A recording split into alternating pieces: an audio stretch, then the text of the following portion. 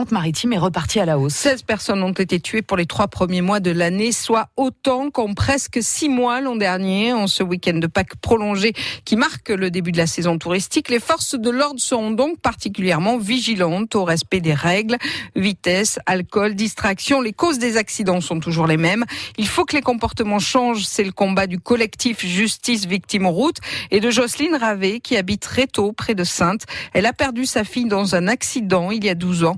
Julien Fleury l'a rencontrée. Pour Jocelyne Ravet, sa fille Malika a toujours 30 ans, l'âge qu'elle avait ce soir de 2006, quand elle lui a dit au revoir après un dîner en famille. Elle roulait à 80 tranquillement et puis dans une courbe, il est arrivé en vrille déjà. Et la voiture l'a percuté de pleine face. Malika est morte sur le coup, sous les yeux de son compagnon qui la suivait en voiture. Sa main sortait de la vitre. Lui ayant fait du secourisme, il a vu tout de suite qu'il n'y avait plus de pouls, il n'y avait plus rien, c'était fini. En face, le conducteur s'en est sorti avec une simple entorse, un jeune conducteur qui avait emprunté la voiture de ses parents. C'était une berline assez puissante. Donc dans les mains d'un jeune conducteur, il est évident que l'inexpérience et tout, soi-disant que la route était en mauvais état, oui c'est sûr, on peut expliquer tout ce qu'on veut. Moi je vois que Malika elle est plus là, c'est tout. La justice n'a retenu qu'un petit excès de vitesse, souvenir amer pour Jocelyne Ravet. Il a eu 0 € d'amende. Faut le faire, ça. 8 mois de prison avec sursis, donc pour les victimes, c'est rien, ça. Et il a eu quand même l'annulation du permis de conduire. C'est la moindre des choses. Militer contre la violence routière, ça a été l'exutoire pour Jocelyne, qui plaide pour une meilleure écoute des victimes et de leurs proches. Personne n'est détaché pour venir nous prendre en main et nous dire, bon ben voilà, faut porter plainte, on va contacter une aide psychologique.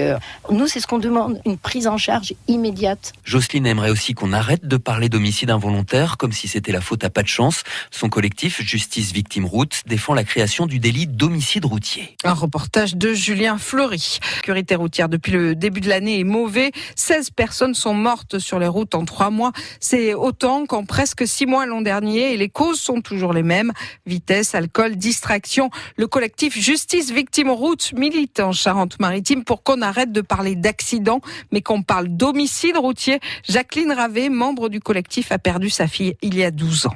C'est la faute à pas de chance. Ben oui, elle était là au mauvais moment, au mauvais endroit. C'était sa destinée. Alors ça, c'est plus possible, quoi. C'est pas la faute à pas de chance. Quand vous avez tous les ingrédients qui sont réunis, on peut pas dire que c'est la faute à pas de chance.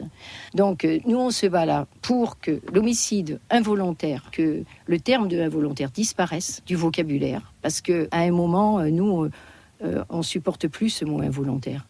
Et on veut faire transformer en homicide routier tout simplement. Parce que nous, on estime qu'à un moment, il y a une partie de volontaire ici qui va boire et qui va prendre le volant. Le fait de prendre le volant comme ça, c'est volontaire ça. Et c'est ça que je reproche un peu à la mentalité, c'est que ça reste un accident.